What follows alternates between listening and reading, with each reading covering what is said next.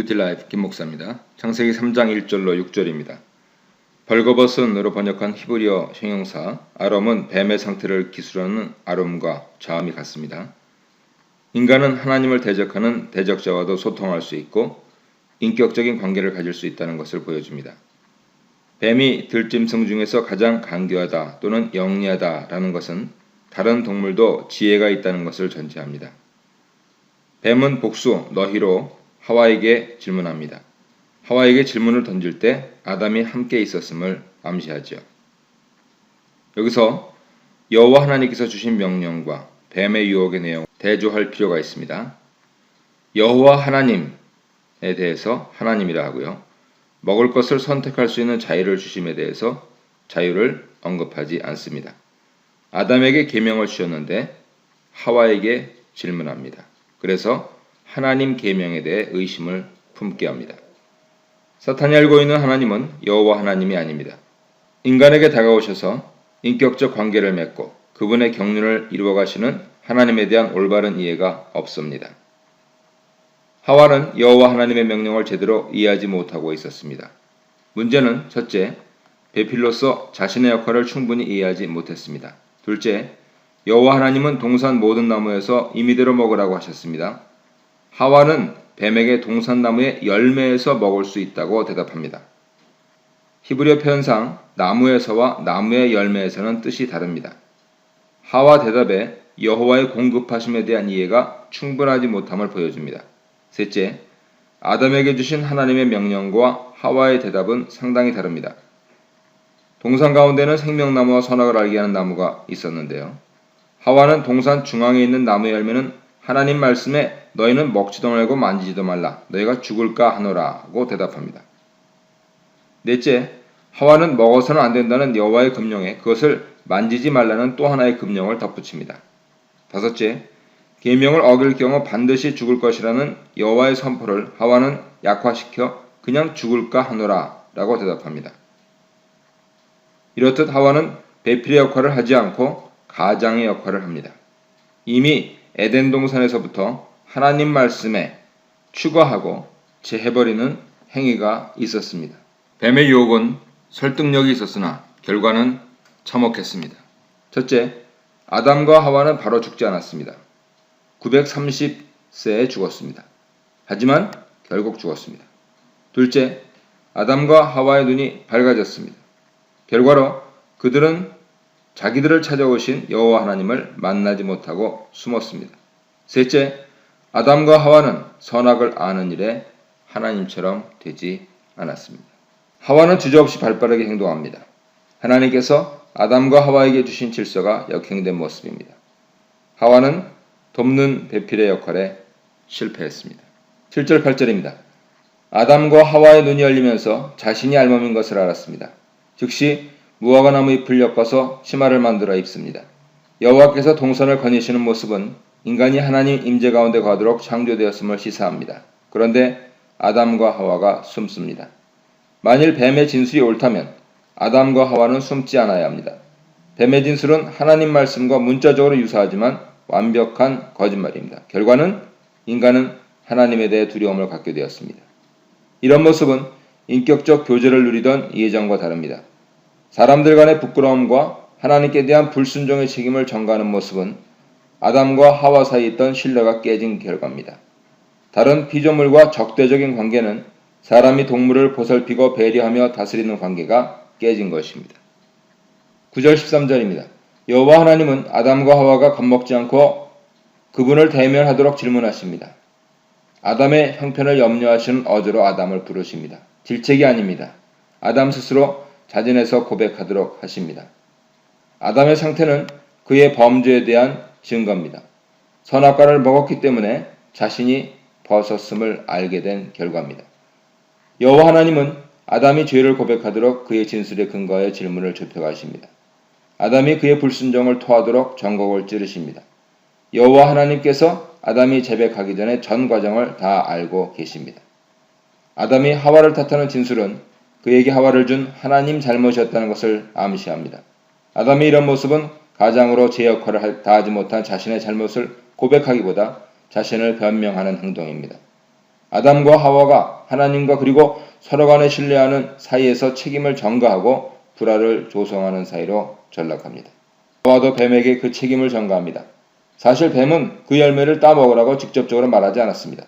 뱀은 교묘한 질문으로 하와가 하나님 계명을 의심하고 그리고 따먹도록 유도했습니다. 하와는 하나님 계명을 왜곡했습니다. 하와가 뱀의 유혹에 이끌려 하나님 계명을 자신의 생각대로 해석해서 행동으로 옮긴 것입니다. 14절 19절입니다. 뱀에 대한 하나님 선언은 뱀의 행위의 중대성을 강조합니다. 최악으로 저주를 받았습니다. 이는 뱀의 유혹에 말려들어 하나님을 대적한 아담과 하와의 죄로 인해 그들이 다스릴 자연계도 저주를 받았음을 의미합니다. 인간과 자연계의 조화로운 관계가 깨졌습니다. 살아있는 동안 흙을 먹을지니라는 뱀의 패배에 대한 비유이고 그 패배는 뱀과 사단과 그의 모든 후손의 일생 동안 계속될 것입니다. 뱀의 확고한 패배는 여자의 자손을 통해 이루어질 것입니다. 서로 결탁해서 창조주에게 거역했던 자들은 이제 서로 대적해서 싸우게 될 것입니다. 사탄이 하나님을 대적하는 방법은 하나님 통치를 받아야 하는 인간이 자주적인 존재가 되어서 하나님 말씀에 순종하지 못하게 하고 자신을 따르게 하는 것입니다. 하지만 여자의 후손이 사탄의 머리를 상하게 할 것이므로 사탄의 계략은 이루어지지 않습니다. 사탄이 인간을 유혹하는 방법은 직접적인 것과 충동질을 통한 간접적인 것이 있습니다. 인간의 기본 욕구를 사용하여서 인간이 하나님을 대적하도록 만듭니다. 하지만 결국 사탄은 패배합니다. 하나님은 인간이 하나님을 본받는 삶을 살도록 지속적으로 양육하실 것이기 때문입니다. 사탄은 여자의 후손을 계속 유혹할 것이지만 여자의 후손은 사탄의 유혹에 넘어가지 않고 하나님께 순종하여 사탄의 지배와 통치를 무의미하게 할 것입니다. 하와가 아내로서 남편을 돕는 배필이고 아이들의 어머니라는 사실을 16절에서 상기시킵니다. 첫째, 원래 임신의 고통보다 크게 더해진 임신의 고통은 남편과의 관계에서 유지되어야 할 창조 질서를 상기시킵니다. 가중된 고통은 하나님의 징계이기도 하고 하와로 하여금 배필의 역할을 기억하게 하기 위함입니다. 둘째, 남편이 아내를 다스릴 것이라는 하나님 선언은 배필로서 아내의 위치를 확인시켜줍니다. 하나님의 두 번째 선언은 징계 심판이라기보다는 부부관계에서 정하신 창조 질서를 재확립하신 것입니다. 하나님께 불순종했기 때문에 하나님은 아담의 생업터인 땅을 저주 심판하십니다. 이로 인해서 하나님이 복주신 대로 물이 풍부하고 비옥했던 땅은 아담이 수고하는 대로 소산물을 내지 못하게 되었습니다. 아담에게 내려진 형벌은 노동 그 자체가 아니라 노동에 수반되는 공경입니다. 땅이 저주받음으로 인해서 사람이 경작한 대로 곡식이나 야채가 자라지 못하고 기대하지 않은 가시덤불 엉겅퀴를 내어서 노동이 고단하게 됩니다. 정상과 정반대 상황이죠. 수고를 더하게 되었습니다. 그 이면에는 인간이 여호와 하나님의 말씀에 순종하는 삶을 살 때는 자연도 사람의 노고에 응답할 것이라는 희망이 깃들어 있습니다. 흙으로 돌아갈 때까지 해야 하는 일 그 자체는 죄에 대한 형벌이 아니지만 그 일에 수반되는 공경과 좌절은 형벌입니다. 인간이 흙으로 돌아감으로써 생존하는 동안에 겪었던 공경과 좌절에서 해방될 것입니다. 20절입니다. 아담이 아내를 하와, 생명이라고 이름 지은 것은 아내가 모든 산자의 어미가 되었기 때문입니다. 이 이름 지음에 아담의 소망이 깃들어 있습니다. 어떻게 이해할 수 있을까요? 하나님께서 여자의 후손과 뱀 사이에 영원한 적대감을 심어 놓으셨습니다. 인간이 존속하는 동안 사탄의 유혹에 따라 행동하지 않고 하나님과 동행하는 원리를 따를 수 있게 되었습니다. 이 원리는 인류와 자연계를 위한 하나님의 경륜을 이루어 가시기 위한 하나님의 해법이고 은혜입니다. 아내를 위한 창조 질서를 재확인시켜 주셨고 아내로서 여자가 경험하게 될 해산의 고통, 남편으로서 남자가 양식을 벌어들이는데 겪을 수고와 고통은 인간이 하나님 의존적인 존재임을 기억하게 해줍니다. 따라서 아담이 하나님 징계를 받았어도 하나님과 동행하는 삶에 대한 소망이 있으므로 아내에게 모든 산자의 어미라는 뜻을 가진 이름을 지어줄 수 있었습니다. 21절입니다. 여호와 하나님이 아담과 하와를 에덴 동산에서 내쫓으시기 전에 가죽으로 옷을 지어 입히신 것은 후에 그분이 그들을 찾아오셨을 때 숨지 않게 하기 위함입니다. 하나님이 아담과 하와에게 하나님께 나아올 수 있는 길을 열어주셨습니다. 22절 24절입니다. 선악을 한다는 것은 여호와 하나님과의 인격적인 관계에서 그분의 계명을 준수하며 아담과 하와가 깨달아 가야 할 삶의 길입니다. 아담과 하와는 여호와 하나님의 계명을 어김으로써 하나님과의 인격적인 관계가 끊어짐과 동시에 그로 인해 초래된 상황을 경험적으로 알게 되었습니다. 하나님은 가죽옷을 입은 사람이 다음에 두 가지 행동을 하도록 사람을 에덴 동산에서 내보내셨습니다. 첫째 목적은 하나님이 사람을 만드셨을 때 쓰셨던 그 땅을 경작하기 위함입니다.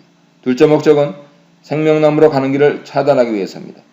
내보내다 라는 동사보다 더 강력한 동사를 사용하면서 에덴 동산 동쪽에, 즉 에덴 동산 입구에 그룹들과 두루 도는 불칼을 두셨습니다.